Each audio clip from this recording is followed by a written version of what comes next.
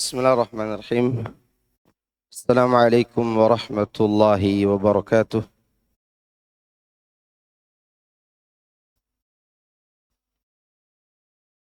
Innal hamdalillahi nahmaduhu wa nasta'inuhu wa nastaghfiruh wa na'udzu billahi min shururi anfusina wa sayyiati a'malina. May yahdihillahu fala mudilla lah wa may yudlil fala hadiya lah. Wa ashhadu an la ilaha illallah wahdahu la syarika lah wa ashhadu anna Muhammadan abduhu wa rasuluhu sallallahu alaihi wa ala alihi wa sahbihi ajma'in wa sallama tasliman kathiran mazida amma ba'du.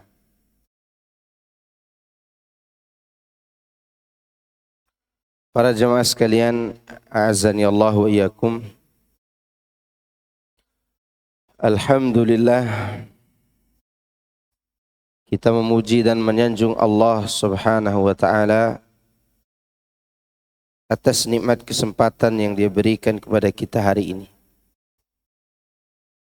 Itu kesempatan untuk menikmati oksigen dan juga menikmati kesehatan. Karena betapa banyak orang-orang yang memiliki harta, tapi sekarang mereka tidak merasakan lagi oksigen itu. Artinya mereka sudah wafat. Dan betapa banyak orang-orang yang memiliki harta dan jabatan, tapi mereka tidak bisa merasakan lagi nikmatnya kesehatan. Oleh karenanya bersyukurlah kita kepada Allah atas nikmat ini. Naam jemaah sekalian, insyaallah di siang hari ini kita akan membahas lanjut surat Al-Mulk. Mulai dari ayat 12.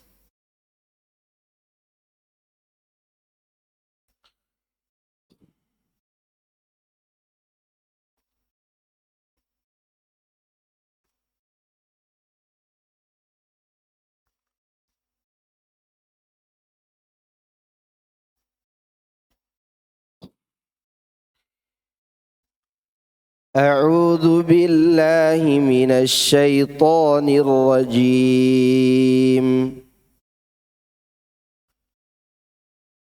إن الذين يخشون ربهم بالغيب لهم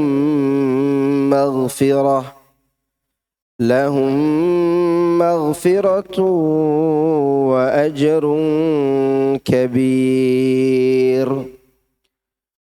وأسروا قولكم أو اجهروا به إنه عليم بذات الصدور. ألا يعلم من خلق وهو اللطيف الخبير. هو الذي جعل لكم الأرض ذلولا فامشوا في مناكبها وكلوا من رزقه وإليه النشور. أأمنتم من في السماء أن يخسف بكم الأرض فإذا هي تمور أم أمنتم من في السماء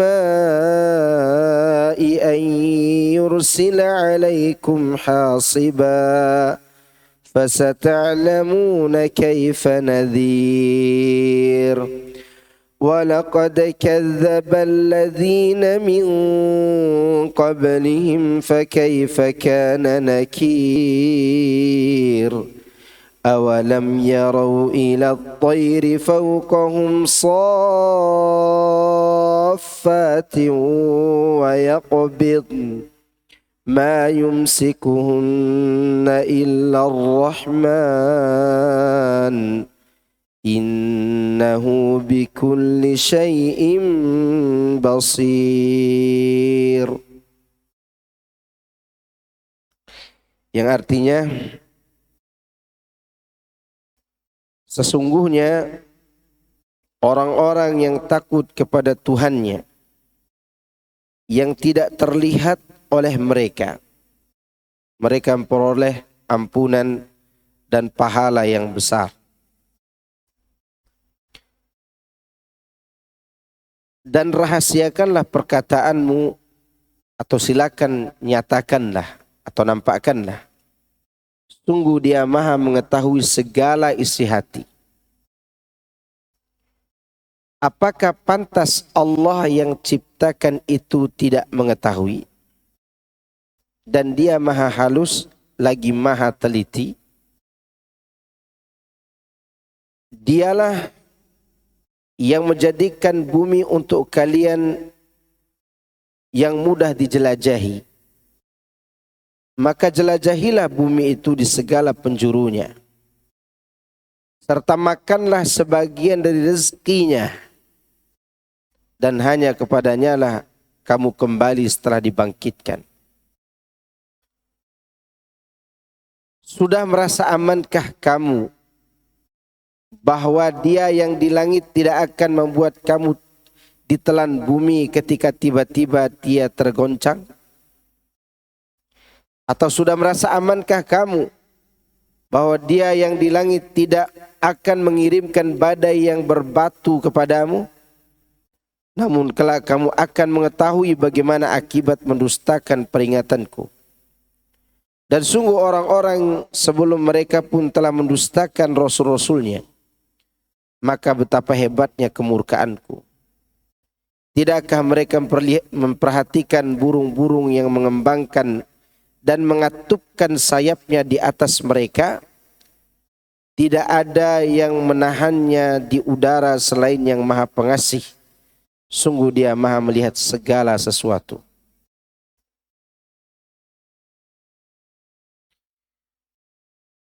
Di sini di ayat 12 Allah berfirman menceritakan tentang orang-orang yang takut akan makom kedudukan Rabb-Nya.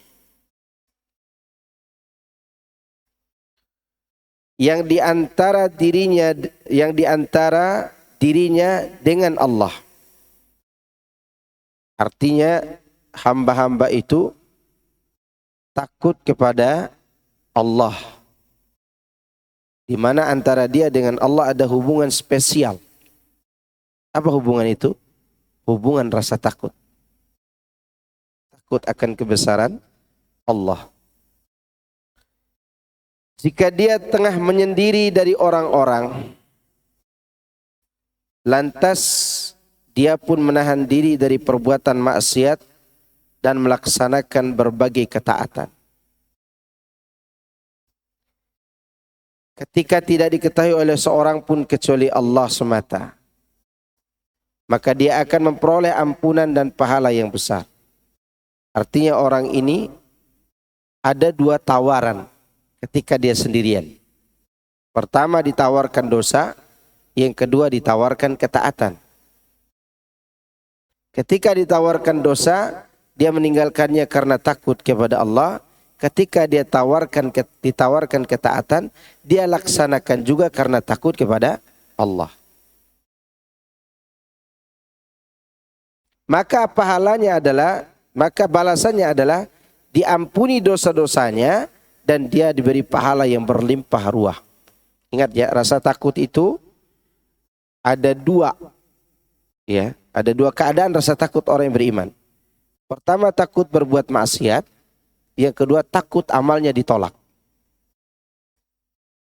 Pertama takut berbuat maksiat pada saat dia punya kesempatan untuk berbuat maksiat. Ini bukan tidak punya kesempatan ya, dia punya kesempatan. Tapi dia takut. Yang kedua, dia takut amalnya ditolak.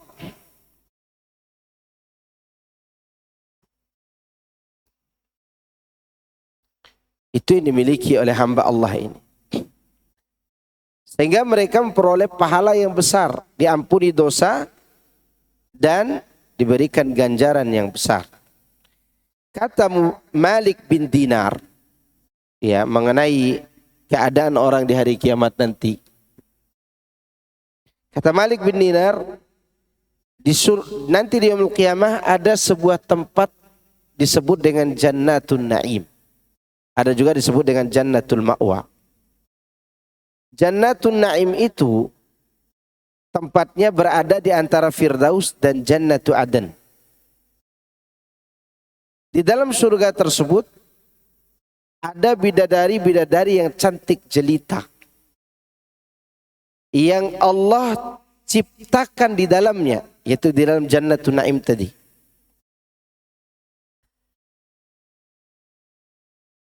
Man waradal jannata yaskunuha. Barang siapa yang masuk surga, maka dia akan tempati surga itu. Artinya surga itu akan ditempati oleh orang tertentu. Siapa mereka? Alladzina hammu bil ma'asi. Yaitu orang-orang yang punya girah untuk berbuat maksiat. Falamma dzakarullaha azza wa jal raqabuhu.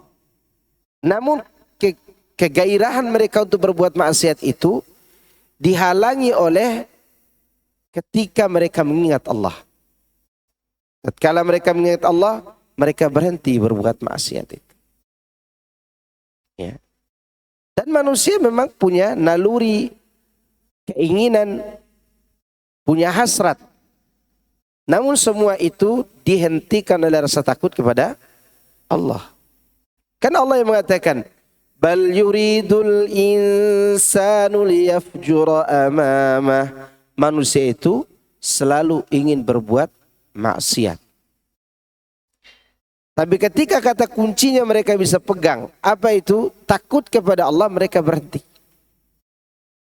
Ya. Mereka merasa diawasi oleh Allah Subhanahu wa taala sehingga mereka berhenti berbuat maksiat dengan dasar rasa takut tadi.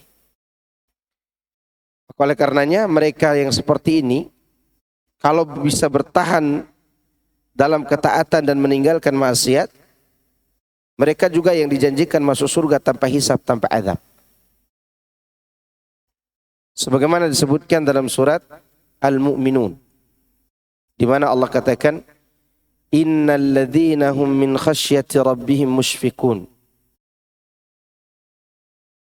Sesungguhnya orang-orang yang karena takut kepada Rabbnya, mereka berhati-hati. Lihat, sikap hati-hatinya karena takut kepada siapa? Kepada Rabbnya. Lihat hari ini banyak orang yang tidak berhati-hati. Yang penting fulus, mau riba, mau nipu, mau judi, mau ini. Yang penting apa? Fulus. Beda dengan orang-orang ini. Karena didasari dengan rasa takut kepada Allah, mereka berhati-hati di dalam melangkah, mencari rezeki, memasukkan sesuatu di perut mereka dan keluarga mereka. Ini sifatnya. Lalu ini di ayat 57 di surat Al-Mu'minun. Berarti dia takut berbuat maksiat. Nah, mengenai takut amalnya ditolak itu disebutkan di ayat 60-nya. Di surat yang sama. Sebenarnya ceritanya nyambung tuh sifat mereka itu. Tapi saya ambil sifat takutnya. Di 57 mereka takut bersikap, berhati-hati mereka dalam bersikap. Karena mereka itu takut kepada Allah.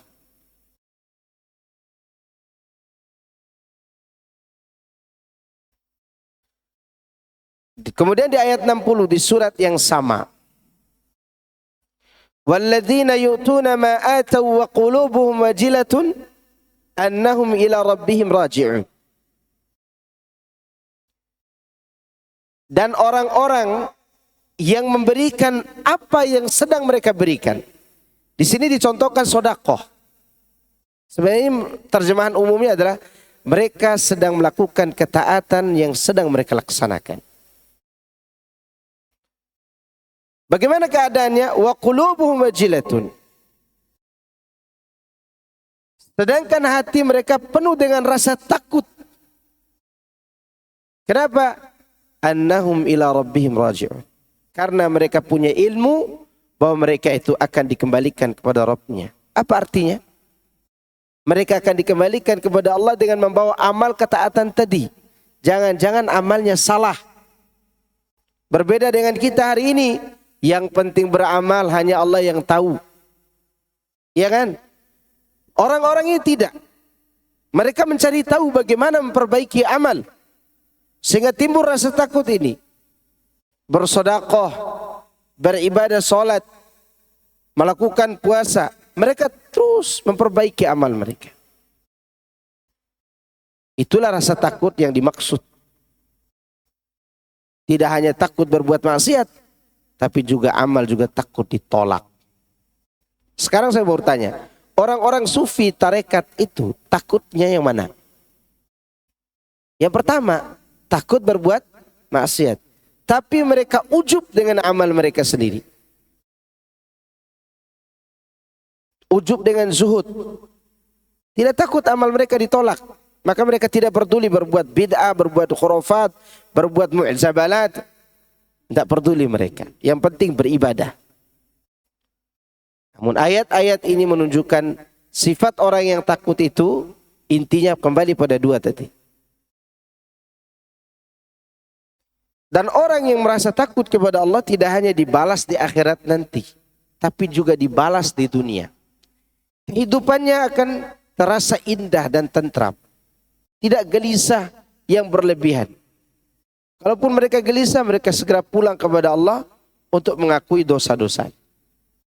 Bahkan mereka akan dapatkan keuntungan dunia dengan rasa itu. Ibnu Qayyim menceritakan ada seorang laki-laki dari Bani Taimi. Sedang berangkat haji. Dan dalam keberangkatan safar, ingat ya, dalam safar, maksiat itu ada aja tawarannya. Ada aja ditawarkan berbuat maksiat. Ini mau berangkat haji. Sesampainya beliau di sana suatu kemah, tiba-tiba ada wanita. Laki-laki ini tiba-tiba melihat wanita yang tertarik dengan laki-laki dari Bani Taimi tadi. Wanita ini gara-gara tertarik kepada laki-laki ini, dia buka jilbabnya. Dan dia uraikan rambutnya yang indah. Kata Ibnu Qayyim. Lalu laki-laki ini berpaling dan mengarah ke arah yang berbeda. Wanita itu bertanya, kenapa engkau berpaling? Kata laki-laki ini, inni akhafullah. Aku takut kepada Allah. Lagi haji loh. Lagi apa nih? Haji. Makanya perempuan tidak boleh dia pergi haji tanpa mahram. Khawatirnya digoda oleh setan. Ya kan? Lihat perempuan ini bertanya, dan ini perempuan masih gadis. Ada ayahnya, bukan tidak ada ayahnya. Ada orang tuanya perempuan ini. Tapi dia tertarik pada laki-laki tadi, yang soleh itu. Begitu laki-laki itu berpaling, perempuan ini bertanya, kenapa kau berpaling? Jawabannya simpel, aku takut kepada Allah. Wanita ini mengatakan, demi Allah, engkau adalah orang yang berwibawa. Laki-laki yang berwibawa. Kewibawaanmu membuat orang yang tadinya ingin menjerumuskanmu ke dalam maksiat, mau menjadi pendamping hidupmu. Kata perempuan ini. Jadi perempuan ini perempuan yang memiliki nasab baik. Tapi karena tergoda dengan laki-laki, dia suka ingin berbuat maksiat malah. Digoda laki-laki ini. Lalu wanita ini pun pergi ke kemah ayahnya. Dan laki-laki ini pun memantau kepergian wanita itu. Ternyata dia pakaikan lagi jilbabnya wanita tersebut. Dia pakaikan lagi kerudungnya. Lalu dia masuk ke kemah orang tuanya. Di pagi hari laki-laki ini pun pergi ke kemah itu untuk melihat orang-orang di dalamnya. Ternyata itu orang tuanya. Dan dia tidak temukan wanita tadi. Lalu ditanyalah oleh laki-laki ini kepada bapaknya, Anda siapa? saya bapak wanita tadi malam tuh. Dia cerita tentang Anda, itu cerita. Dan dia berkata dia tidak akan menikah kecuali dengan Anda. Maka menikahlah mereka. Orang yang meninggalkan sesuatu karena takut kepada Allah, Allah halalkan sesuatu itu untuk dirinya. Maka dia dapatkan wanita itu. Ingat ya, tadi malam itu dia bukan tidak tertarik dengan wanita itu. Dia tertarik. Tapi menghalangi apa? Begitu dia tolak itu karena takut kepada Allah, yang tadinya seharusnya menjauh menjadi miliknya. Seperti yang dikatakan wanita tadi. Orang yang tadinya yang ingin menjerumuskanmu ke dalam maksiat, malah ingin menjadi milikmu. Maka tenang yang bujang-bujang, jangan tergesa-gesa. Ya, kalau belum dapat jodoh, jangan main tancap gas aja. Cari dengan cara bertakwa kepada Allah. Ini diceritakan oleh Imam Ibnul Qayyim rahimahullah. Demikian juga rasa takut orang tuanya Mubarak. Dan ini diceritakan oleh Al-Imam Al-Ghazali. Dan diceritakan juga dalam kitab Syiar A'lamin Nubala. Cerita tentang orang tuanya Mubarak ini. Jadi orang tua Mubarak itu, orang tuanya Abdullah bin Mubarak. Namanya Mubarak. Dia seorang budak. Budak yang bertakwa kepada Allah. Dia memiliki sayyid, yaitu seorang menteri, tuannya seorang menteri. Dan menteri ini takwa, dia hanya bertakwa, istrinya bertakwa, anak-anaknya bertakwa, anak perempuannya bertakwa. Saking takwa anak perempuan menteri ini, dia mau dinikahi oleh anak-anak pejabat, dia tolak. Takut rusak agamanya. Dan dia berharap ayahnya mencarikan laki-laki yang bertakwa. Tidak ditemukan. Yang ada anak pejabat, namanya pejabat kan. Mau dinikahkan dengan anak pejabat, tidak mau wanita ini, anak menteri tadi. Tapi di luar dugaan, Mubarak ini disuruh oleh tuannya untuk menjaga kebun. Bustan, kebun anggur.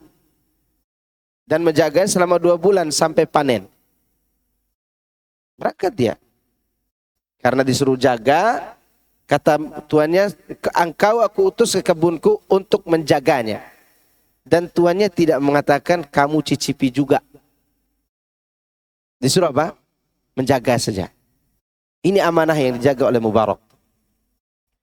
Sampai dia di sana dan berlalulah 2 bulan. Tuannya ini ingin menjenguk budaknya yang sedang menjaga kebun. Dan ingin menikmati anggur yang sudah matang. Kata Al-Wazir, wahai Mubarak, petik anggur buatku, setangkai anggur buatku. Dipetik. Nih wahai tuan, dimakan. Kecut wahai Mubarak, cari yang lain. Carilah setangkai anggur yang lain, ini wahai tuanku. Dimakan, kecut juga, belum matang. Sampai berkali-kali dan marah tuannya. Wahai Mubarak, ada apa dengan dirimu? Apa kau tidak bisa membedakan mana anggur yang matang, mana yang belum matang? Kata Mubarak, wahai tuan, 2 bulan yang lalu engkau menyuruh aku menjaga kebunmu sehingga aku tidak pernah memakan 1 buah anggur pun. Maka aku tidak kenal mana yang matang, mana yang belum matang. Mendengar itu tuannya mengatakan kepada Mubarak, ternyata engkau menjaga ketakwaanmu. Artinya dia suka dengan Mubarak ini karena ketakwaannya. Lalu tuannya ini pun sadar bahwa mungkin ini calon istrinya, calon istri anaknya. Budak loh. Dari anak pejabat ke budak, kira-kira ada yang mau nggak ya? Iya.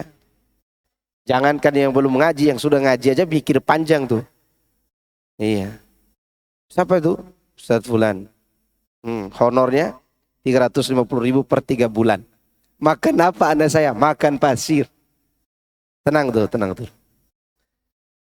Kata ayah wanita ini, yaitu menteri tadi, kepada Mubarak, Mubarak, gimana menurut engkau jodoh buat anakku? Dipancing oleh bapak itu. Kata Mubarak, dulu orang Yahudi atau orang Ahlul Kitab Nasrani, mereka kalau mau menikahkan anak mereka, mereka cari orang yang gagah dan berharta. Sedangkan kafir jahiliyah Quraisy, Mereka mencari orang berharta dan bernasab. Sedang Mubarak budak. Ya kan? Sedangkan Nabi Muhammad SAW dan para sahabat mencari jodoh buat anaknya yang bertakwa dan berakhlak mulia. Tinggal Anda pilih cara siapa yang Anda akan pilih. Kata bapak itu, aku akan pilih cara Rasulullah SAW.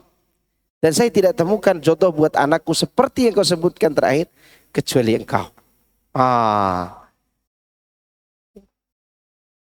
Gara-gara apa itu? 2 bulan tidak makan anggur. Karena takut kepada Allah. Betapa banyak sekarang ini para bendahara yang mungkin sudah berjenggot. Takut tidak makan, dia ambil uang pondok. Ya enggak?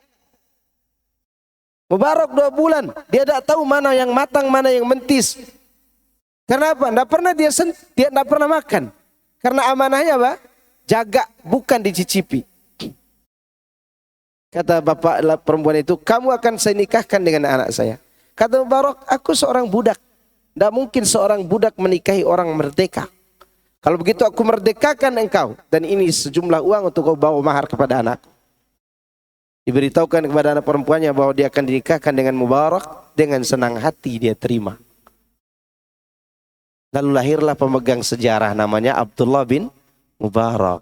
Itu hadiah Allah buat ketakwaan orang tuanya, ibu maupun ayahnya. Ya enggak? Sekarang perempuan-perempuan sudah mulai melirik drama Korea.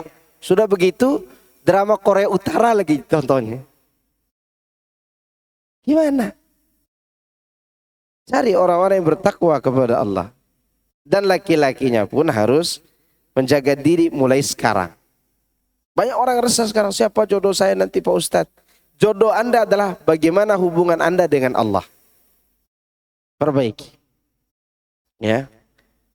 Makanya ada seorang laki-laki telepon saya, Ustadz, kenapa ya istri saya itu waktu saya tidur jenggot saya dipotong, Ustadz? Ya, ketika dia tahu saya mengharamkan musik, dia beli salon besar, dia dangdutan di rumah. Saya bilang dulu ente profesinya kan preman.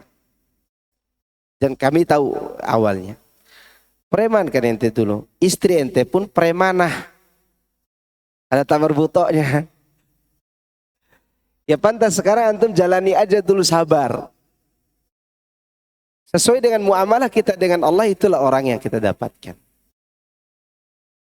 Maka sekarang kita hadirkan rasa ini supaya pasangan kita juga pun akan semakin tunduk kepada kita dalam ketaatan kepada Allah. Gitu. Akhirnya dia sadar. Ya. Walaupun akhirnya dia semakin baik, istrinya diceraikan karena istri tidak mau baik. Ya.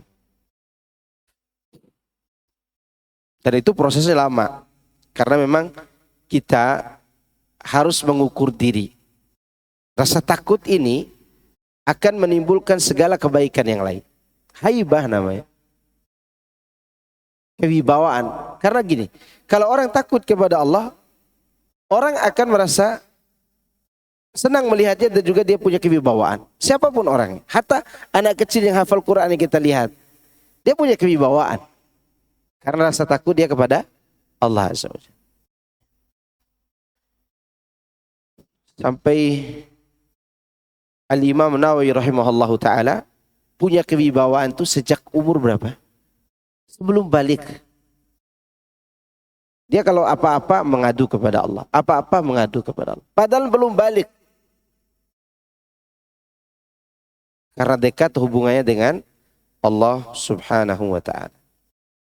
Jadi kisah Abdullah bin Mubarak ini mengingatkan kita kepada ayahnya Abdullah bin Mubarak ini mengingatkan kita kepada hadis Nabi SAW, man taraka syai'an lillah awadahu Allah khairan minhu. Siapa yang meninggalkan sesuatu karena takut kepada Allah, Allah akan diganti dengan yang lebih baik. Ingat ya, jangan takut kehilangan sesuatu yang mana sesuatu tersebut menjerumuskan kita kepada maksiat. Tapi takutlah kita melakukannya karena takut kepada Allah. Jangan sampai kita melakukannya. Tinggalkan. InsyaAllah Allah akan berikan kebaikan. Karena Allah tidak pernah ingkar janji. Allah tidak akan pernah ingkar janji. Nanti di yaumul qiyamah, orang-orang yang takut kepada Allah itu, di saat manusia mencari naungan, mereka dinaungi oleh Allah. Kapan tuh? Padang mahsyar. Berapa lama di padang mahsyar? Sehari di sana seperti 50.000 tahun hidup di sini.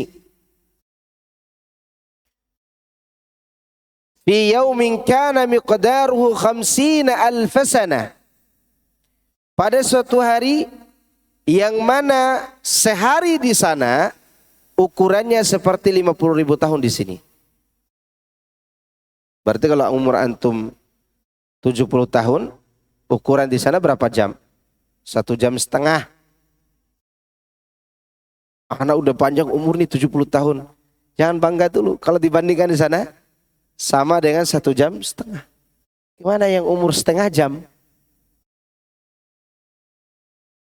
Di saat itu tidak ada naungan. Kecuali naungan Allah Azza wa Jalla. Maka disebutkan dalam riwayat Muslim, sab'atun yudhilluhumullahu fi dhillihi yawma la dhilla illa dhilluh. Ada 7 golongan yang pasti dinaungi Allah di hari tidak ada naungan kecuali naungannya. Yang pertama kata Nabi, imamun adil. Pemimpin yang adil. Bagaimana ditahu pemimpin itu adil? 2 hal yang dia harus lakukan. Pertama, dia adil kepada rakyatnya. Yang kedua, dia tegakkan hukum Allah dalam negaranya. Baru dikatakan adil. Hilang salah satunya? Belum. Masih belum sempurna. Walaupun dia tidak kafir. Ya.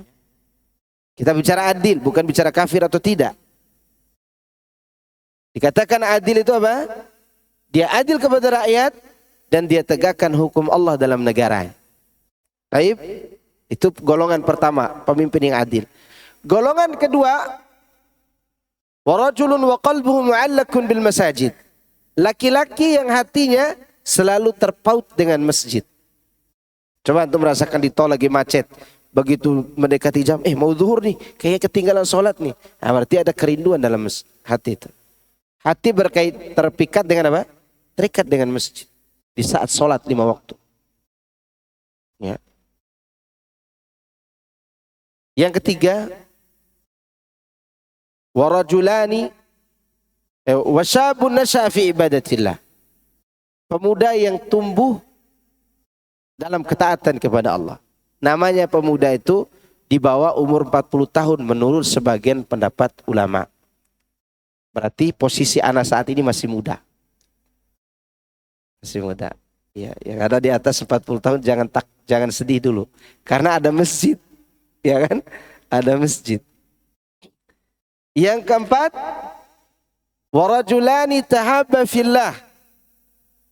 2 orang yang saling mencintai karena Allah.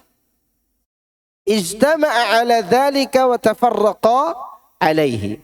Mereka bertemu karena cinta, karena mereka bertemu karena Allah, berpisahnya juga karena Allah.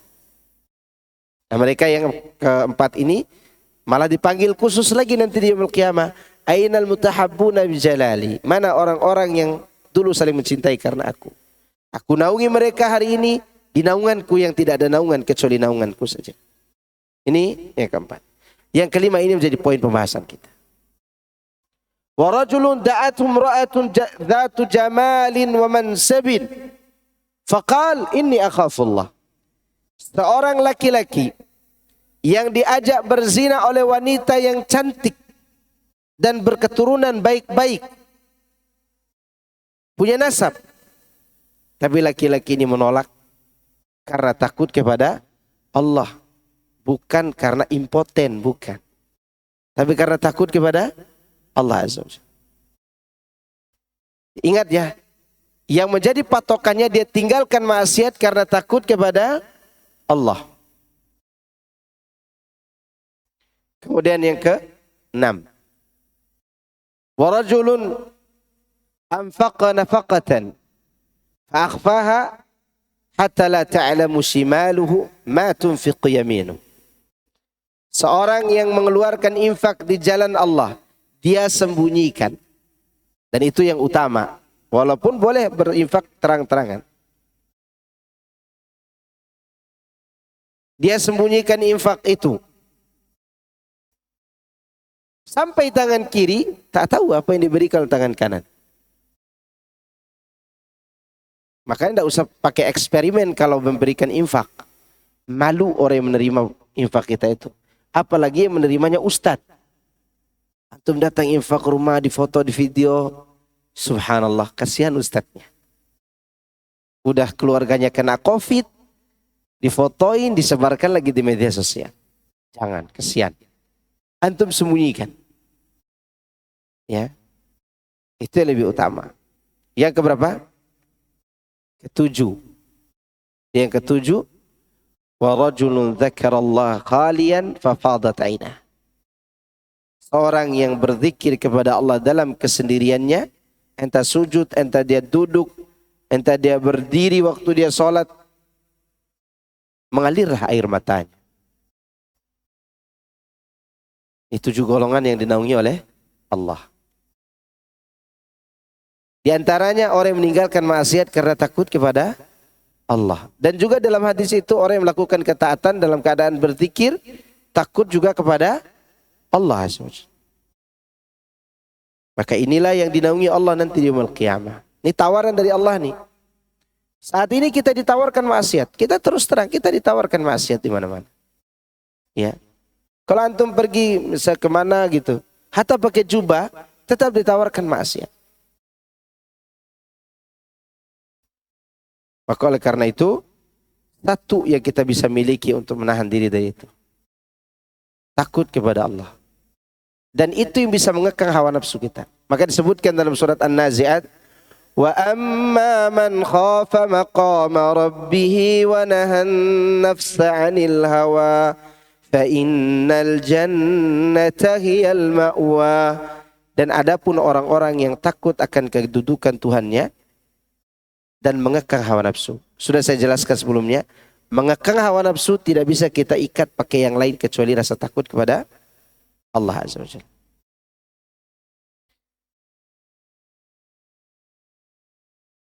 Karena balas dulu ini ya.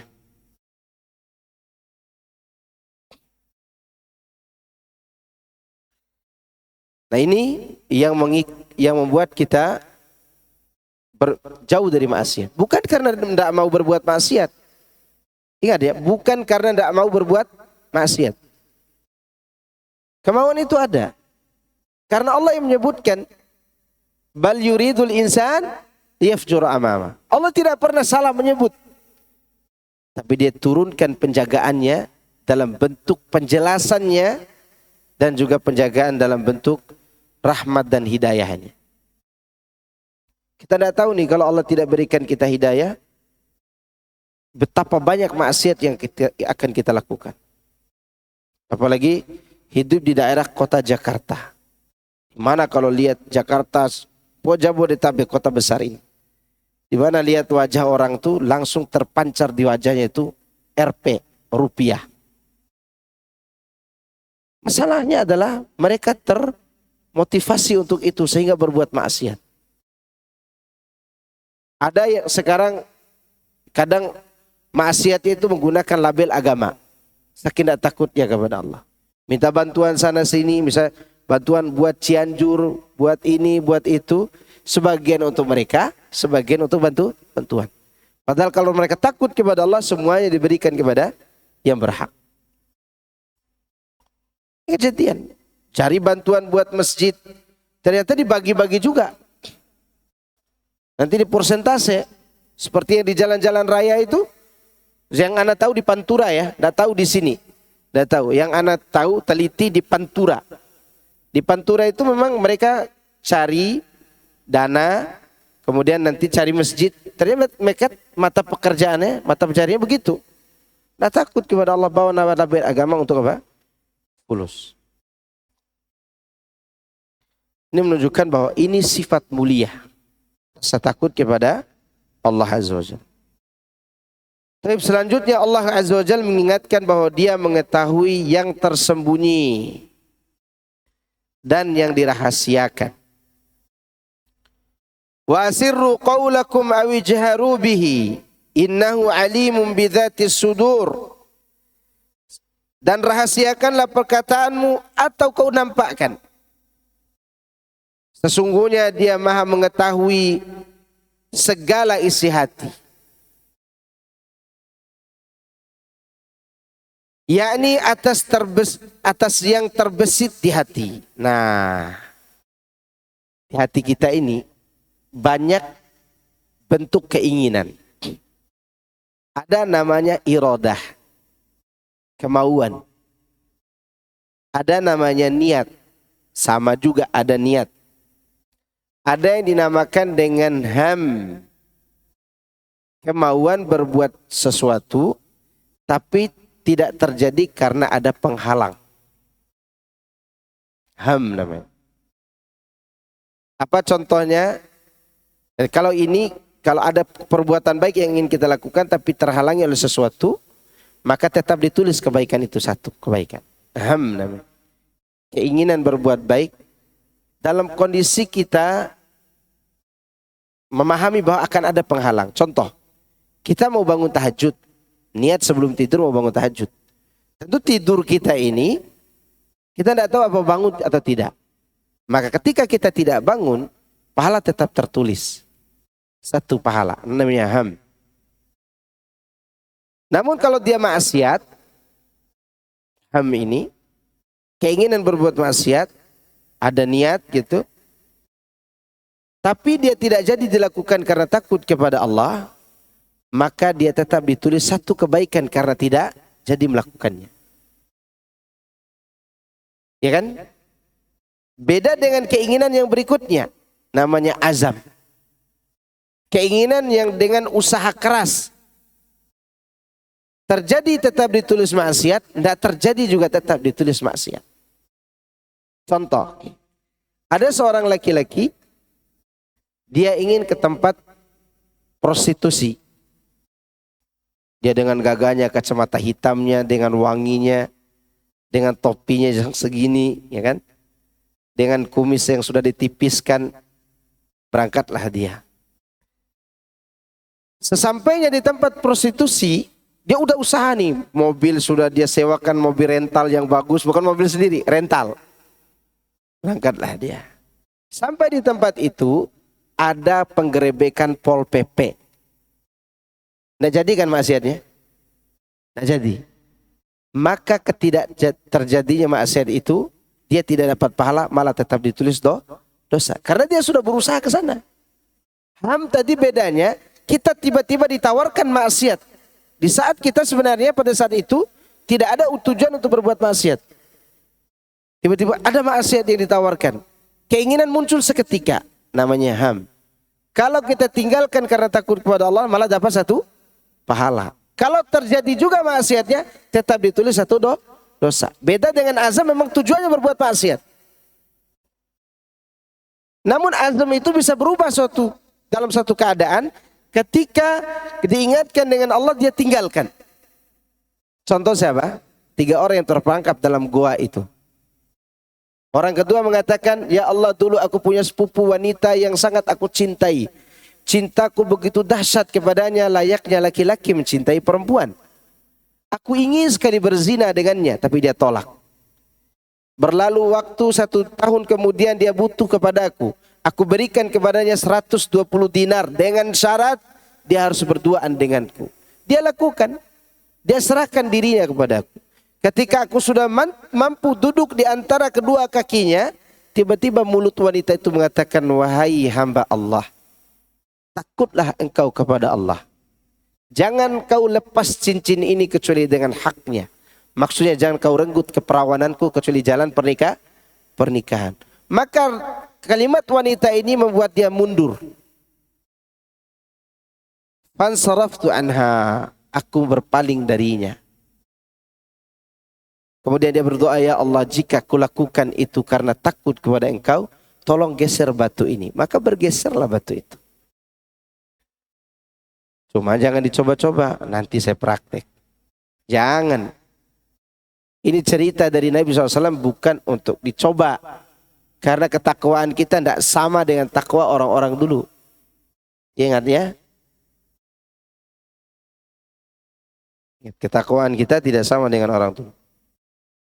Bahkan orang-orang dulu saking takwanya ada di antara mereka yang membayar pelacur bukan untuk dipakai.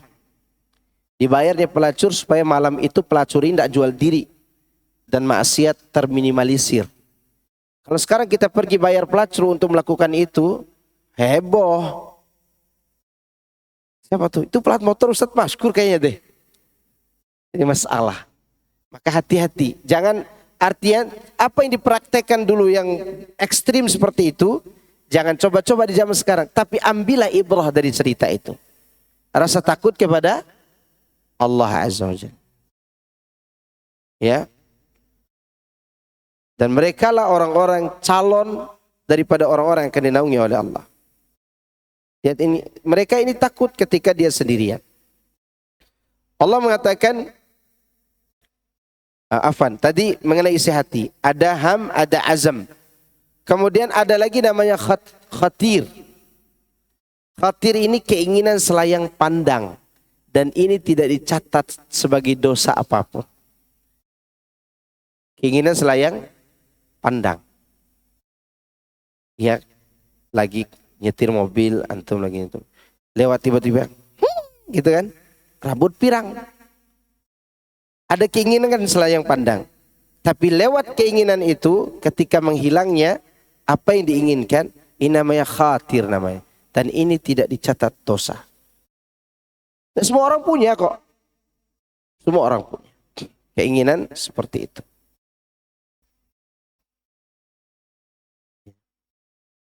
Tetapi kalau dia terus dikembangkan bisa menumpuk dia.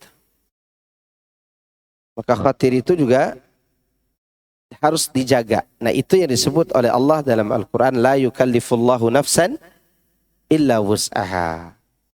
Sifat ini tidak ada yang bisa memikulnya. Artinya tidak bisa dihindari. Tetap ada keinginan itu.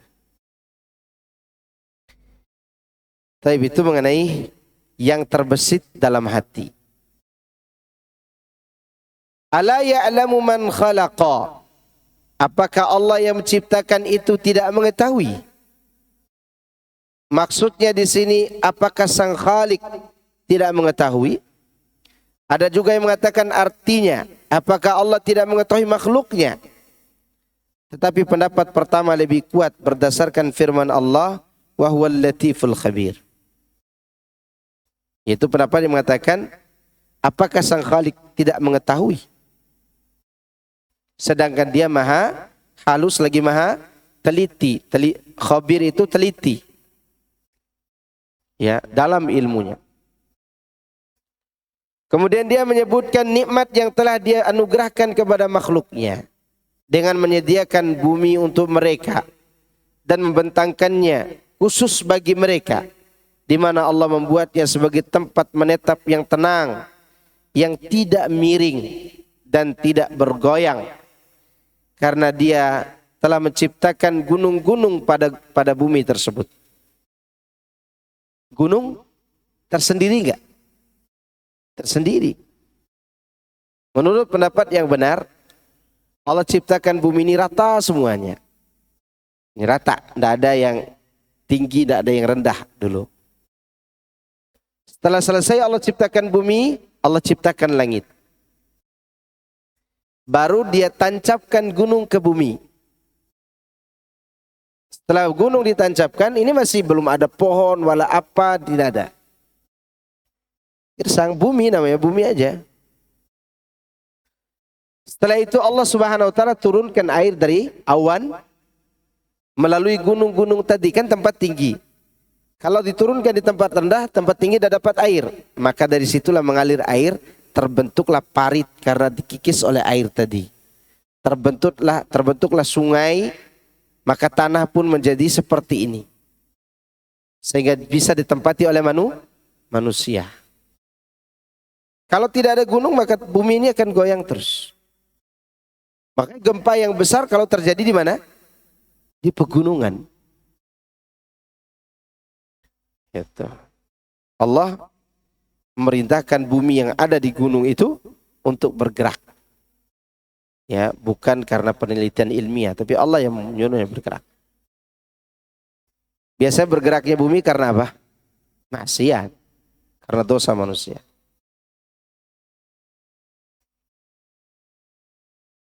Maka Allah Subhanahu wa taala membuat bumi itu menjadi tempat yang aman bagi mereka dengan menciptakan gunung-gunung. Dan dia mengalirkan air di dalamnya dari mata air. Dia bentangkan jalan-jalan serta menyediakan pula di dalamnya berbagai manfaat, pun tempat bercocok tanam dan juga buah-buahan. Jadi Allah isi bumi ini setelah Allah menciptakan apa? Langit, buah-buahan, lautan diciptakan, semua diciptakan oleh Allah. Allah berfirman, "Huwallazi ja'ala lakumul arda dhalulan famshu fi manakibiha." Dialah yang menjadikan bumi ini mudah bagimu, maka berjalanlah di segala penjurunya. Maksudnya lakukan perjalanan kemana saja yang kalian kehendaki dari seluruh belahannya, serta bertebaranlah kalian di segala penjuru bumi untuk menjalankan berbagai macam usaha dan perdagangan. Kita diberikan kebebasan, ini bumi nih. Disuruh apa? Berusaha. Halal gak? Halal. Pertanyaan saya, di bumi Allah ini yang halal atau yang haram yang lebih banyak? Hah? Halal apa haram? Di bumi Allah ini lebih banyak yang halal apa haram? Halal. Ya enggak? Dan lebih mudah mencari yang halal daripada yang haram. Maka salah perkataan orang, yang haram saja susah apalagi yang halal. Salah, itu perkataan orang bodoh. Bukti haram itu susah. Orang kalau mau berzina dengan pelacur, di mana dia tempatnya? Bayar, terus sembunyi. Kalau dia mau melakukannya di semak-semak, digigit ular nantinya, dia bayar hotel lagi. Ya enggak? Itu yang selingkuh maksiat, kemana maksiatnya? Apa di pinggir sawah? Enggak, dia sewa hotel, sewa villa. Maksiat itu sulit sebenarnya. Sekarang orang mau jual narkoba, berani datang tawarin ke Pak Polisi. Pak Polisi ini nih, barang bagus nih. Berani? Enggak berani. Coba kita pergi jualan balon, datang ke polisi. Polisi sayang anak ya, ini balon. Ditangkap enggak kita? Enggak. Itu menunjukkan yang halal lebih banyak dan lebih mudah. Hanya kita saja yang sulit untuk menyikapinya. Lihat bagaimana Allah Subhanahu wa taala bentangkan bumi ini dengan mudah. Jalan berdaganglah kalian kemanapun kalian berada. Mau dagang, silakan. Tidak ada yang sulit. Yang sulit itu kita terlalu tinggi gaya hidupnya. Jangan sampai kita mempersulit diri. Allah sudah mempermudah. Maka itulah dia berfirman, kulu mir rizqih. Makanlah sebagian dari rezekinya. Demikian usaha yang merupakan sarana sama sekali tidaklah bertentangan dengan tawakal. Kita tawakal tetap harus usaha. Kenapa yang tidak kerja? Tawakal saja kepada Allah. Harus ada usaha. Ya. Kecuali usaha kita itu ada penghalangnya. Maka tawakal lebih kuat. Harus lebih kuat lagi. Penghalangnya kan ada berbagai macam penghalang. Seperti contoh Al-Imam Malik dan Imam Syafi'i rahimahullah. Kata Imam Malik, rezeki itu datang dengan menguatkan tawakal. Kata Imam Syafi'i harus ada usaha. Jadi keduanya berdebat. Lalu Imam Syafi'i keluar dan ingin buktikan dia akan dapat rezeki dengan usaha. Berangkatlah Imam Syafi'i kerja di kebun anggur orang dan dibayar pakai anggur. Nah, sekarang aku akan datang ke Imam Malik menunjukkan bahwa anggur itu dapatkan dengan tawakal dan usaha. Maka keduanya duduk di meja itu, duduk berdua dengan Imam Malik. Dan Imam Syafi'i mengatakan, lihat wahai Imam, aku dapat rezeki dengan tawakal dan berusaha. Maka silakan kau makan. Makanlah Imam Malik. Apa kata Imam Malik? Saya juga dapat rezeki dengan tawakal yang kuat tanpa usaha keras. Mana? Ini saya makan. Maka keduanya tertawa. Gitu kalau ulama dulu saling membantah. Kalau zaman sekarang saling membelot. Maka makan keduanya.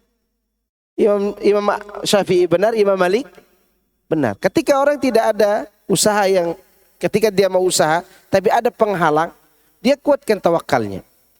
Apa dikuatkan? Tawakal. Sehingga rezeki itu tetap akan datang kepadanya dengan usaha yang sedikit. Usaha yang sedikit. Jangan sampai usaha membuat kita terlena juga dari tawakal. Dan jangan sampai alasan tawakal membuat kita tidak berusaha walaupun sedikit. Ya. Tapi ini mengenai rezeki Allah ini.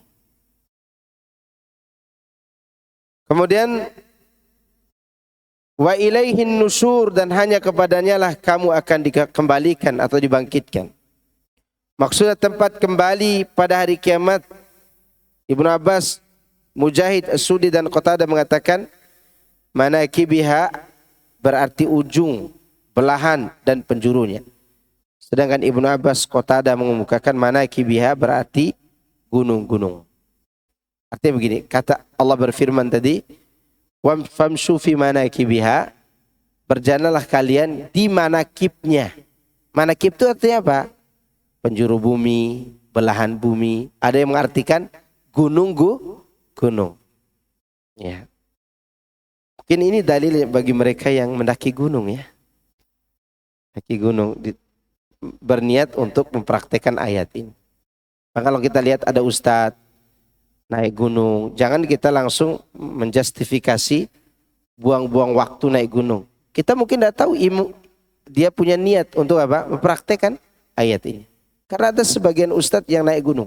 Walaupun saya tidak hobi naik gunung.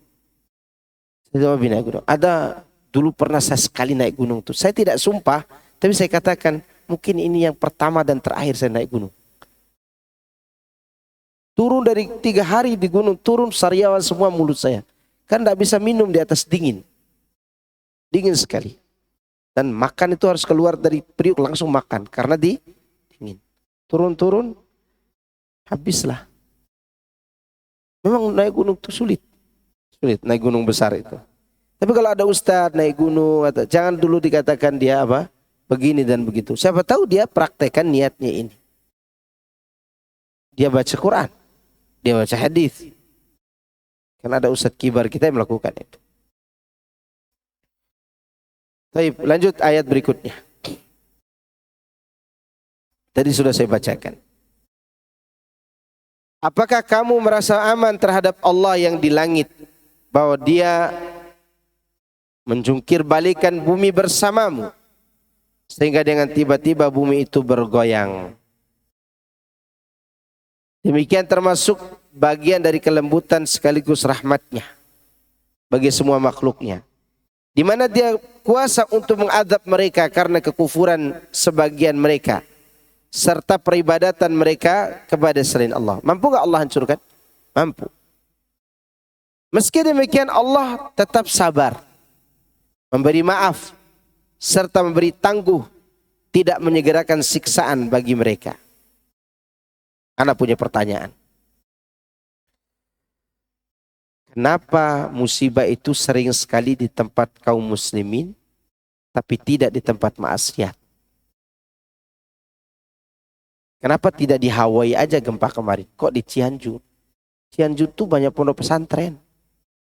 Di Hawaii pondok apa? Pondok maksiat. Itu kan pulau, tinggal Allah naikkan aja. Air 5 meter aja. Kemudian ditutup, mati semua. Pertanyaannya kenapa Allah tidak lakukan itu?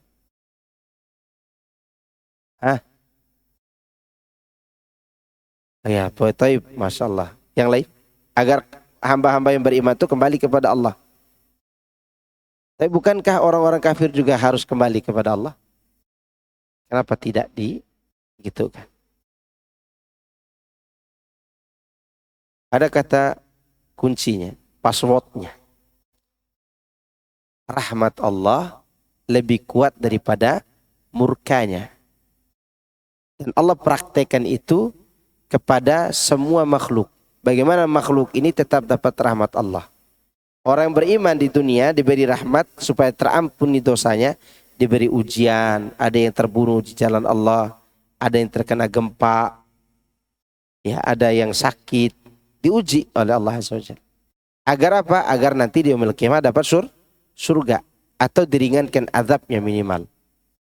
Supaya dia tidak mendapat azab yang keras.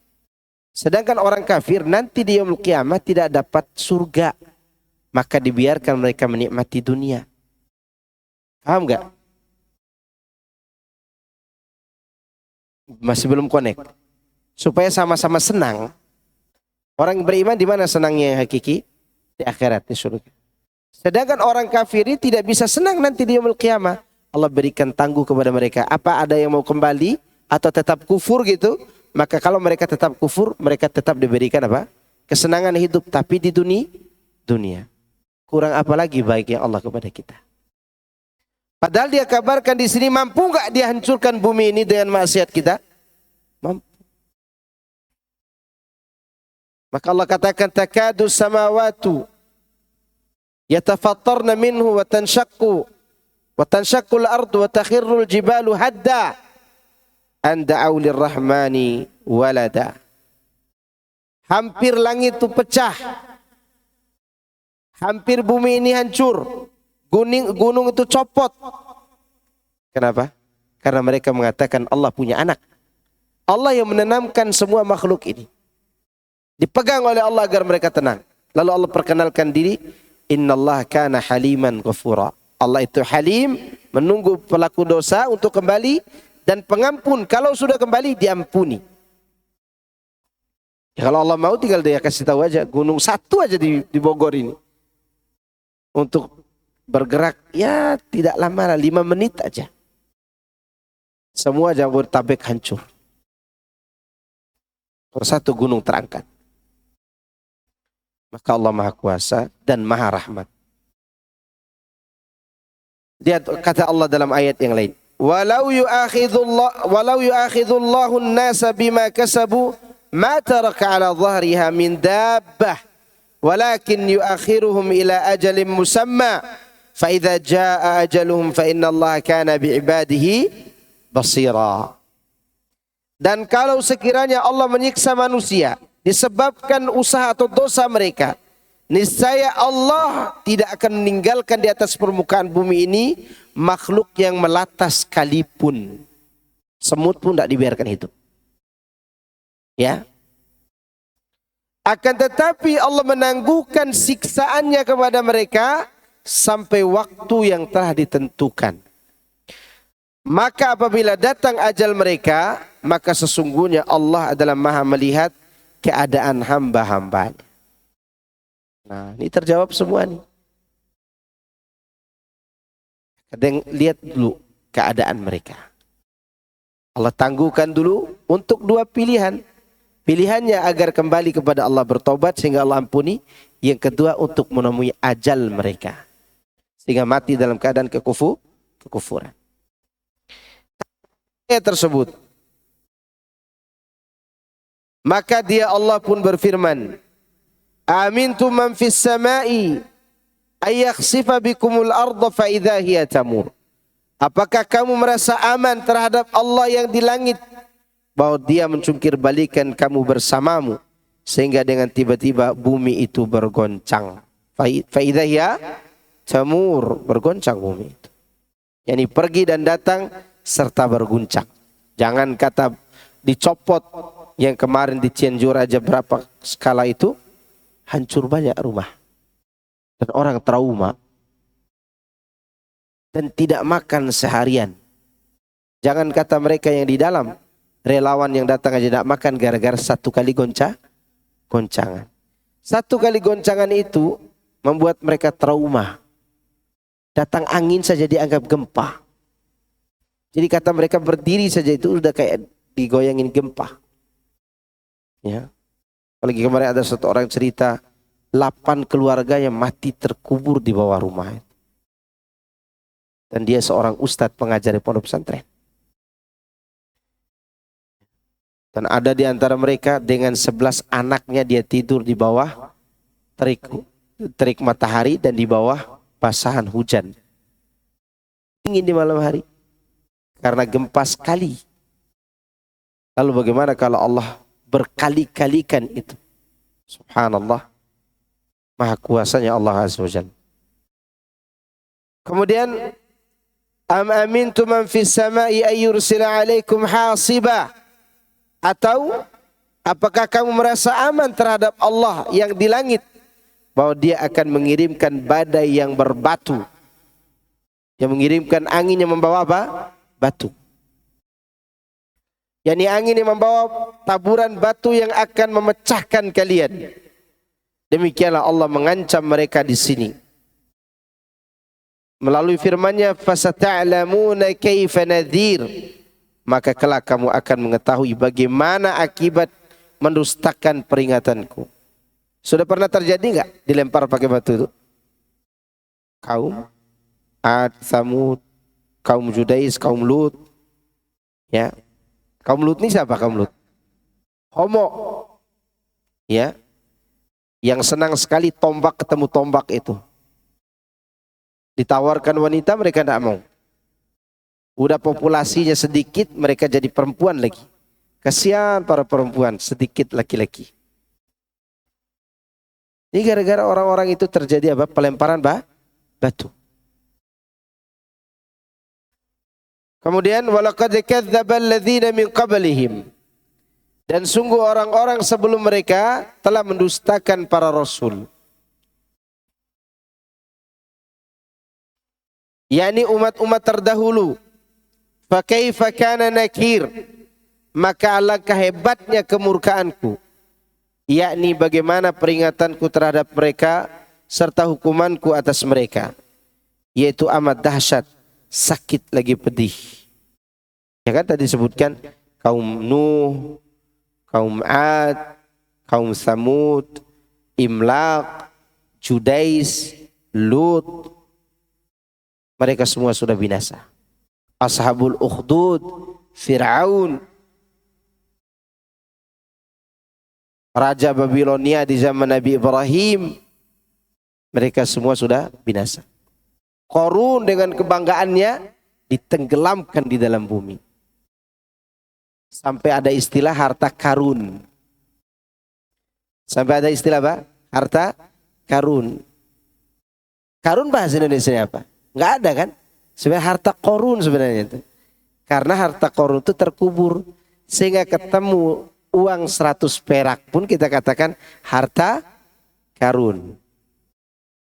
Itu menunjukkan si korun terkenal dengan hartanya yang terkubur di dalam bumi.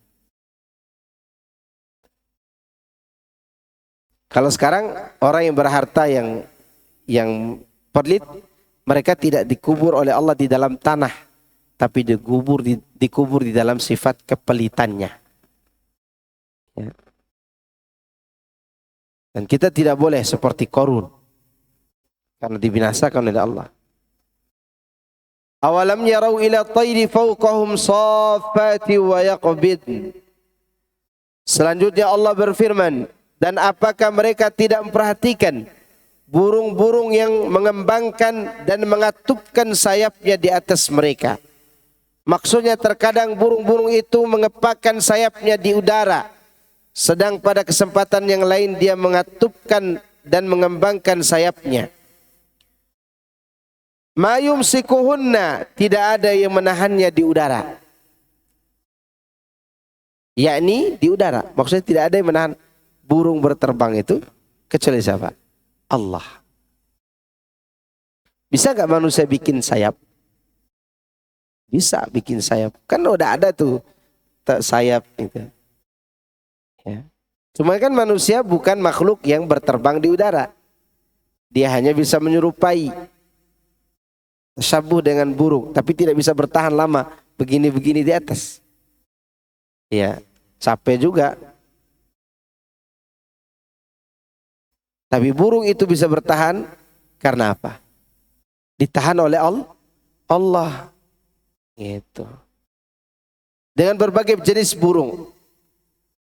Termasuk burung apa yang tinggi terbangnya? Ada yang tahu burung yang tinggi terbangnya? Burung walet. Dia makan sisa-sisa yang dibawa oleh udara di atas. Makanya sayapnya, apa namanya? Air liurnya mahal. Makanannya tinggi. Gitu, mahal. Seleranya tinggi itu walet. Ma yumsikuhunna illar rahman. Tidak ada yang menahannya kecuali Allah yang maha pemurah. Berarti Allah menahan burung itu dengan apa? Rahmatnya. Dengan rahmat Allah subhanahu wa ta'ala. Jadi dengan rahmat dan kelembutannya yang telah dia limpahkan kepada burung-burung tersebut, maka burung itu bisa terbang. Innahu bikulli syai'in basir. Sesungguhnya dia maha melihat segala sesuatu. Yakni yang memberikan kemaslahatan bagi semua makhluknya. Artinya Allah melihat segala sesuatu untuk apa? Untuk berikan semua maslahat kepada makhluknya. Manusia diberikan kemaslahatnya sendiri. Ikan di lautan ada maslahatnya sendiri. Burung juga demikian.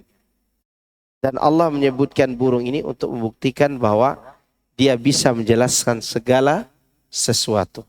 Sampai burung pun apa? Dijelaskan. Apalagi masalah agama. Itu. Tapi ini diantara yang bisa kita sampaikan dari ayat-ayat. Kalau saya mau lanjut, takutnya tanggung waktunya. Tanggung waktunya, insya Allah nanti kita bahas lanjutannya pada pertemuan yang akan datang. Baik. Di ayat-ayat ini, Allah subhanahu wa ta'ala menjelaskan tentang beberapa hal. Pertama, sifat orang-orang yang beriman. Sifat iman yang sempurna itu, takut kepada Allah di saat sendirian. Dengan dua takut tadi. Takut berbuat maksiat, dan takut amalnya ditolak. Jangan ujub dengan amal. Kita udah berjenggot, celana cingkrang, pakai baju rapi, beribadah di masjid. Jangan ujub. Takutlah amal ini ditolak. Kemudian yang kedua, Allah menyampaikan sifatnya kepada kita. Yaitu sifat maha lembut dan maha teliti. Sehingga kita berhati-hati. Allah itu maha lembut lagi maha teliti. Agar kita berhati-hati.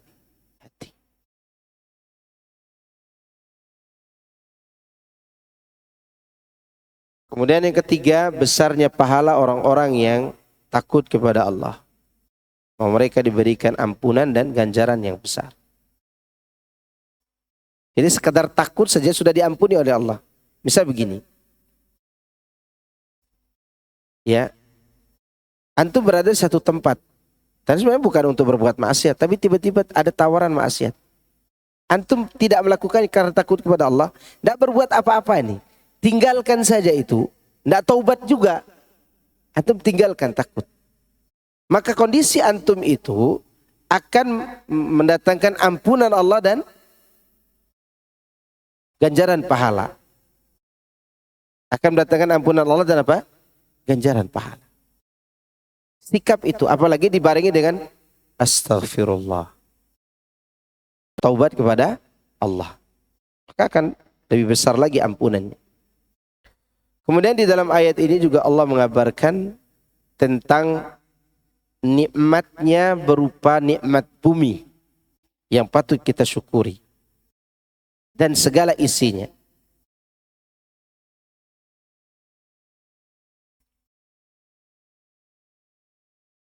Nikmat bumi dengan segala isinya. Kemudian di dalam ayat-ayat ini Allah juga mengingatkan bahwa Allah itu bukan tidak mampu mengadab kita. Tapi rahmatnya mendahului amarahnya.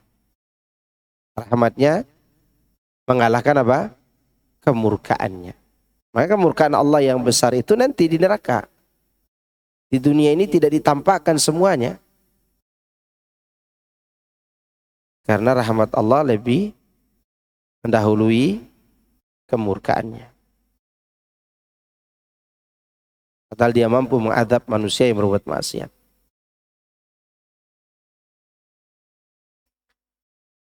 Kemudian faedah berikutnya bahwa Allah yang mampu memberikan maslahat kepada makhluknya, diantaranya adalah burung. Maslahat bagi makhluknya diantaranya adalah burung. Ayam punya sayap enggak? Punya sayap enggak? Mana lebih besar, sayap ayam atau sayap burung merpati? Tapi mana yang lebih tinggi terbangnya? Burung merpati. Tapi Allah tahu ayam walaupun punya sayap tidak boleh disuruh terbang. Kalau dia terbang kita tidak bisa makan ayam dengan enak. Anda bayangkan kalau ayam-ayam kita terbang. Ya, itu menunjukkan dia didekatkan kepada kita untuk dikonsumsi. Burung juga iya. Tapi ayam lebih besar kan dagingnya. Ya. Coba dibalik. Burung pipit yang makan padi itu dibuat oleh Allah tidak bisa terbang. Ayamnya terbang. Berapa burung yang akan kita sembelih untuk mencukupi kebutuhan kita? Ya kan? Satu ayam cukup untuk satu keluarga. Keluarga kecil, bukan keluarga besar. Maksudnya bukan keluarga yang gemuk-gemuk. Keluarga kecil-kecil gitu, ayam satu cukup. Oke, itu diantara yang bisa kita sampaikan. Ada pertanyaan silakan. Mungkin ibu-ibu ada pertanyaan di belakang. Bagi yang akhwat mohon untuk ditulis di kertas jika ingin bertanya. Bagi ikhwan bisa bertanya langsung.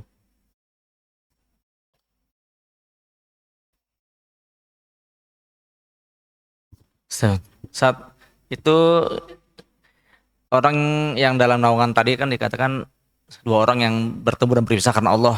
Itu seperti apa Ustaz? Contohnya Ustaz agar lebih paham lagi Ustaz kita gitu. Bertemu di majelis ilmu itu karena Allah Azza wa Jalla. Bertemu di waktu salat jamaah karena Allah. Berpisah karena Allah karena ada kebutuhan masing-masing. Antum cari nafkah buat istri, masa bertemu terus, duduk di tempat kopi terus, anak istri gimana di rumah? Siapa nafkahin? Iya, waktu antum datang bertemu karena Allah. Setelah selesai kita bertemu karena Allah, sudah selesai hajat, kita pulang berpisah karena Allah. Mana bentuknya?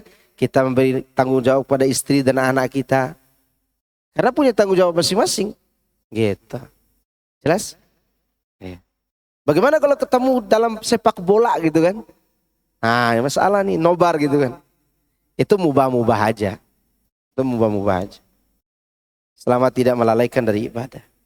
Ustadz mohon dijelaskan lagi tentang ayat tadi surat Fatir ayat 45.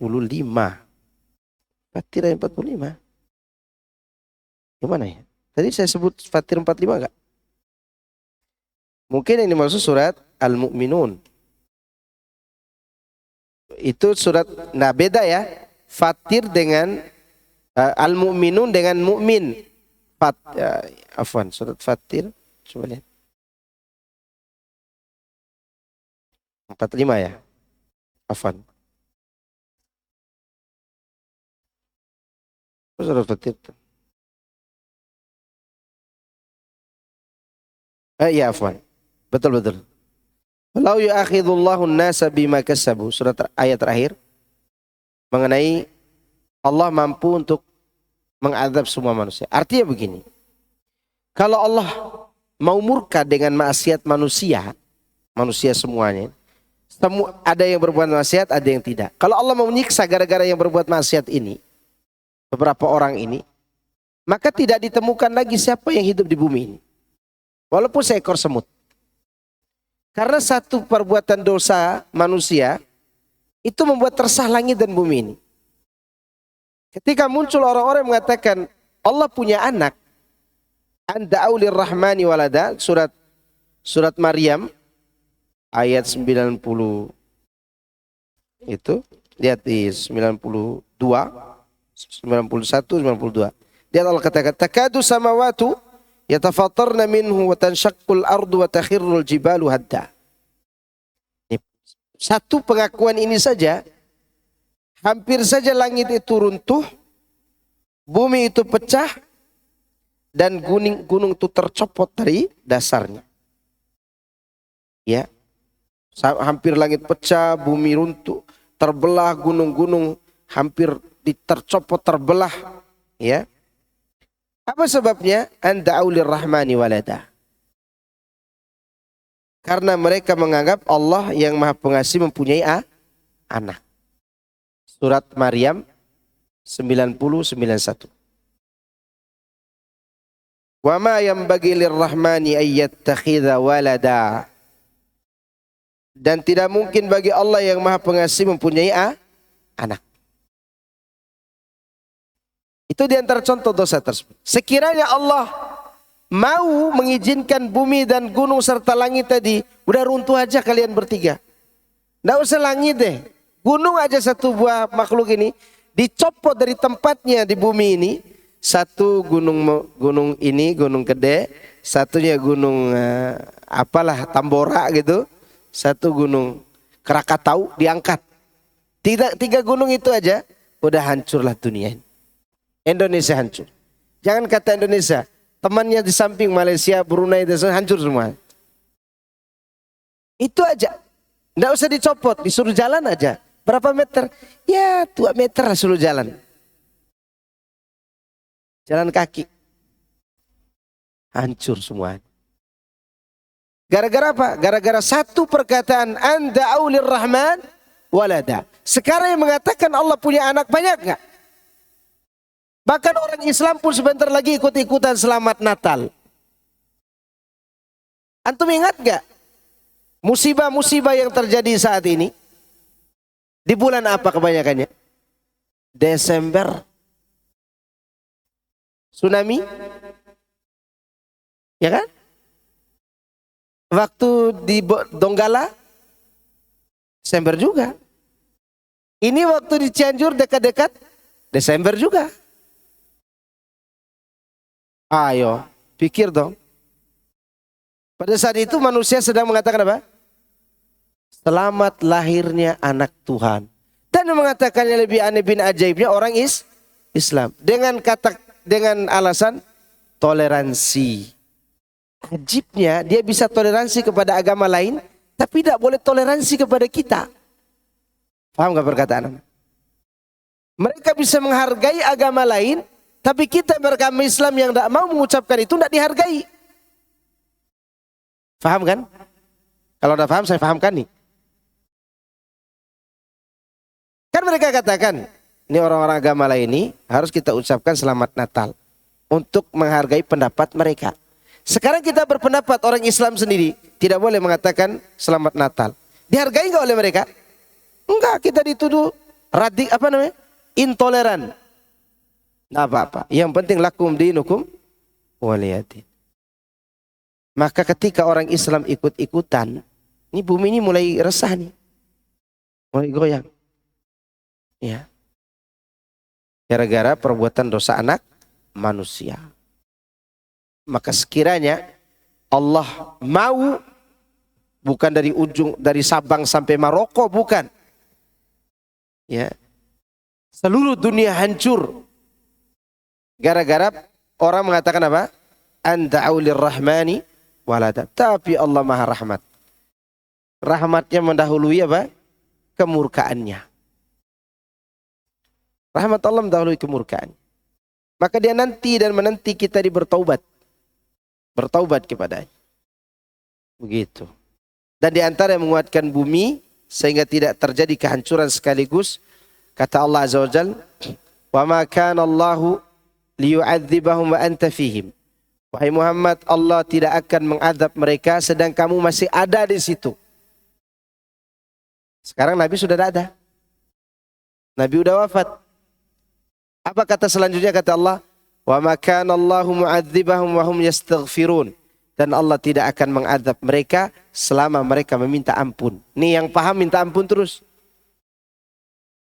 Kemudian yang ketiga disebutkan dalam hadis yang diriwayatkan Imam Ahmad ketika Rasulullah membaca ayat wattaqu fitnatan la tusibanna alladziina zalamu minkum khassah. Takutlah kalian akan adab yang tidak menimpa orang zalim saja di antara kalian. Salah satu istri Nabi bertanya, "Ya Rasulullah, apakah Allah akan turunkan azab juga sedang di tengah mereka ada orang-orang soleh?" Kata Allah, kata Rasulullah, iya. Kalau orang solehnya tidak melakukan amar ma'ruf nahi mungkar. Berarti kata kuncinya, lakukan amar ma'ruf nahi mungkar. Maka jangan heran, ustadz-ustadz kita tuh bawel bicara syirik dan tauhid, meskipun dihantamin terus, dikatakan wahabi, radikal, intoleran, terserah. Tujuan kita adalah menghalangi azab Allah. Kalau kita diam, azab Allah akan turun. Biarlah kita dicaci maki oleh manusia, asal jangan kemurkaan Allah yang turun. Seharusnya dai mikirnya kayak gitu. Jangan mikirin takut kehilangan followers. Takut nih kehilangan subscribe, kehilangan followers, kehilangan orang-orang yang tidak mengikuti dia di apa itu ya, ada gambar burungnya, Twitter. Ya itu. Takut tidak diikuti tuh. Itu selalu lupa saya nama Twitter itu ya. Tapi ada gambar anunya kan, saya burungnya. Itu menunjukkan bahwa kita sebagai dai tetap harus menyampaikan hal ini. Jangan syirik, jangan bid'ah. Nanti dibilangin wahabi, terserah ente. Yang penting azab Allah jangan turun walaupun mulut ente tidak diam. Ya kan? Karena Rasulullah katakan tadi, azab akan menimpa semua orang kalau dai-nya diam. Kenapa dai-nya diam? Karena dua hal. Dikasih fulus atau dibully. Ya kan? Ente jangan ngomong ya, karena kasih fulus nih. Karena nanti Allah tidak suka sama saya mengambil uang. Apa yang dilakukan oleh mereka selanjutnya? Dibully. Nih kalau begini dakwahnya wahabi nih. Mana contohnya? Lihat aja khutbah Jumatnya. Innal hamdalillah wahabi ini. Ya kan? Gitu. Tak usah takut. Jalanin aja. Yang penting azab Allah jangan turun. Satu sudah tidak ada kan? Yang menghalangi azab. Siapa? Rasulullah sendiri. Keberadaan Nabi di daerah di Mekah, Madinah waktu itu untuk menghalangi turunnya azab. Begitu beliau wafat masih ada istighfar. Dan melakukan amar ma'ruf nahi mungkar. Dan kemungkaran yang paling mungkar apa? Perbuatan syirik. Ma'ruf yang paling ma'ruf adalah tauhid. Maka semoga Allah Subhanahu wa taala melindungi kita dari azab ini dengan usaha kita yang sedikit ini. Assalamualaikum warahmatullahi wabarakatuh. Waalaikumsalam warahmatullahi wabarakatuh. Pak Ustadz, kenapa yang di dalam 7 golongan itu yang dirungi oleh Allah adalah laki-laki? Tenang ibu-ibu. Ya, itu penyebutan laki-laki karena Nabi mengatakan al-mar'atu syaqiqur rajul. Atau kama qala alaihi salatu wassalam. Perempuan itu saudaranya laki-laki, artinya sama. Kalau ibu-ibu melakukan hal ini dapat juga, kecuali sholat berjamaah dan menjadi pemimpin. Pemimpin tidak boleh perempuan. Sholat berjamaah ibu-ibu sholatnya lebih utama di mana? Di rumah, meskipun boleh di masjid. Tenang ibu-ibu, jangan resah gelisah. Anda ikutin saja. Kalau masih di belakang masih ada yang gadis, tumbuhkan ketaatan kepada Allah. Atau masih muda, tumbuhkan ketaatan kepada Allah. Berarti pemuda di sini tidak hanya yang belum nikah.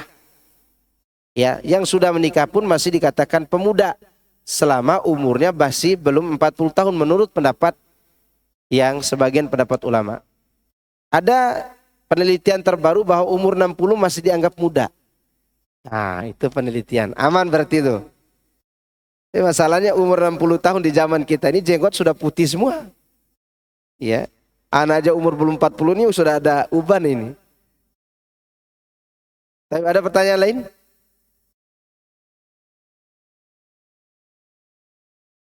Fadal.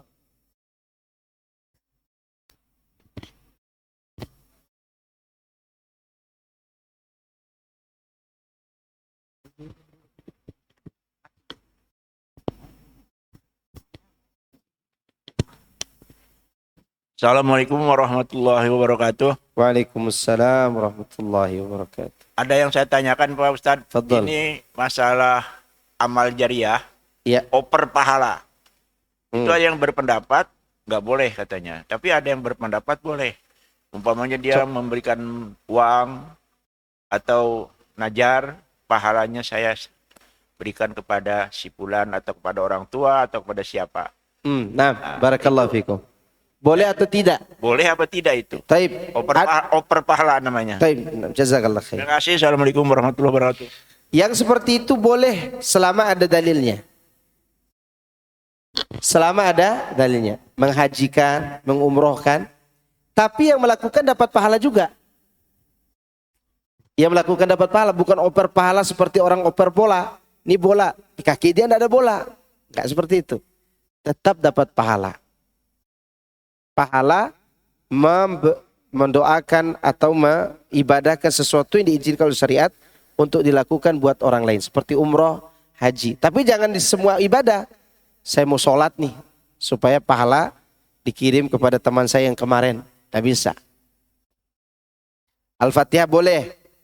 Anaknya yang paling penting.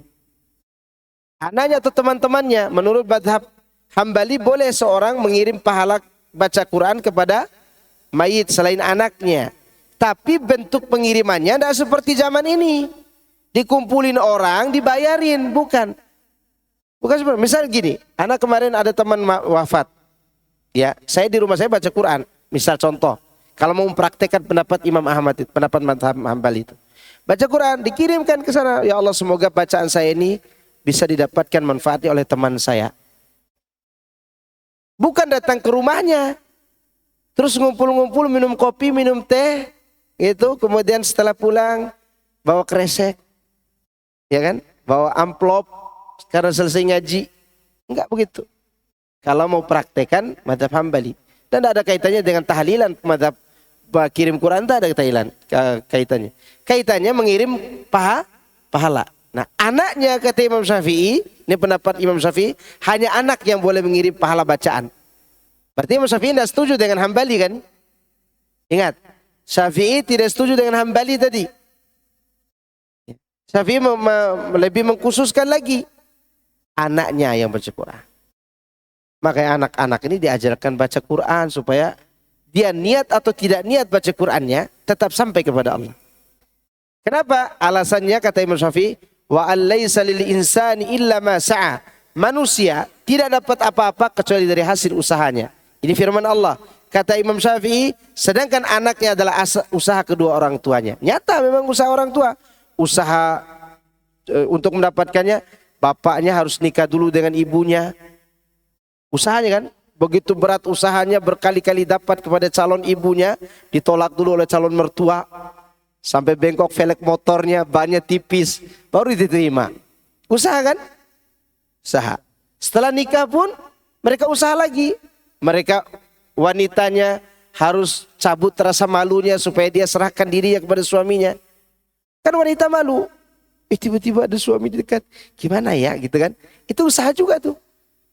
Dan laki-laki yang berusaha memberikan pengertian kepada istrinya agar mau tidur berdua. Kan biasa ditolak-tolak dulu tuh. Ya. Dapat semua oleh orang tuanya. Amal kebaikannya. Misal dia mau infak. Nah infak nih. Niat buat orang tua. Boleh, tidak masalah. Tidak diniatkan pun dapat pahalanya. Dasar ayat tadi. Anak yang baik ini usaha siapa? Orang tuanya. Dan tidak ada di dunia ini orang tua yang mau anaknya buruk. Sampai saya pernah temukan. Seorang lagi pegang minuman keras. Ada anaknya di samping. Anaknya umur 5 tahun atau 7 tahun ya. Udah besar lah anaknya. Udah bisa ngomong. Ambil rokok, mau rokok. Dipukul sama ayahnya. Kamu gak boleh rokok. Dia minuman keras. Nalurinya apa? Tidak ada seorang ayah mau anaknya rusak. Itu menunjukkan kalau anak itu baik adalah usaha orang tuanya. Maka dapat pahala semua yang dilakukan oleh anaknya. Maka anak-anak yang sudah wafat orang tuanya, jangan takut pahala itu tidak sampai kepada Allah. Apalagi ada amal tertentu yang memang diizin kalau syariat diniatkan pahalanya buat mereka. Seperti haji, umroh, mengumrohkan. Itu. Fadl, yang lain.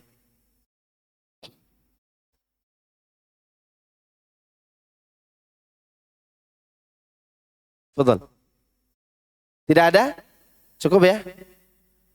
Subhanakallahumma wa bihamdika asyhadu an la ilaha illa anta astaghfiruka wa atubu ilaik. Wassalamualaikum warahmatullahi wabarakatuh.